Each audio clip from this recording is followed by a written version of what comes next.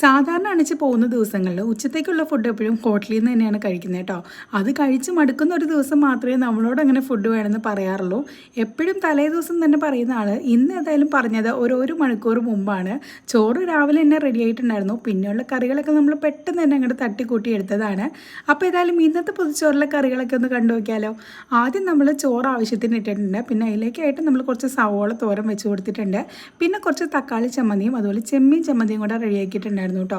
പിന്നെ ഇന്നലത്തെ മീൻ കുറച്ച് ഇരിക്കുന്നുണ്ടായിരുന്നു. അപ്പോൾ അത് നമ്മളൊന്ന് പൊരിച്ചെടുത്തിട്ടുണ്ട്. പിന്നെ ഒരു മുട്ട പൊരിച്ചതും കൂടെ വെച്ച് നമ്മുടെ പൊതിച്ചോറൊന്ന് സെറ്റാക്കി എടുത്തു. അങ്ങനെ എല്ലാം വെച്ചതിന് ശേഷം ഉമ്മച്ചി വന്നിട്ട് നല്ല രീതിക്കൊന്ന് പൊതിഞ്ഞ് വന്നിട്ടുണ്ട് കേട്ടോ. അപ്പോൾ അണ്ണച്ചി മാത്രം അങ്ങനെ പൊതിച്ചോറ് തിന്നണ്ടെന്ന് വിചാരിച്ച് ഞങ്ങൾ എല്ലാവർക്കും വേണ്ടിയിട്ടുള്ള ഓരോ പൊതികൾ അങ്ങനെ കെട്ടിയിട്ടുണ്ടായിരുന്നു. അങ്ങനെ ഏതായാലും ഉച്ചത്തെ പരിപാടികളൊക്കെ കഴിഞ്ഞ് നമ്മൾ നമ്മുടെ പൊതിച്ചോറ് അങ്ങോട്ട് തുറന്ന് അതങ്ങോട്ട് കഴിച്ചിട്ടുണ്ട് കേട്ടോ. ഇത് കഴിക്കുമ്പോഴുള്ള ഒരു ഫീൽ ഉണ്ടല്ലോ, പറഞ്ഞറിയിക്കാൻ പറ്റില്ല, അടിപൊളിയാണ്. എനിക്ക് ഏറ്റവും കൂടുതൽ ഇഷ്ടപ്പെട്ടിട്ടുള്ള ഒരു സംഭവമാണ് കേട്ടോ. അപ്പോൾ ഇന്നത്തേക്ക് ഇത്രയുള്ളൂ.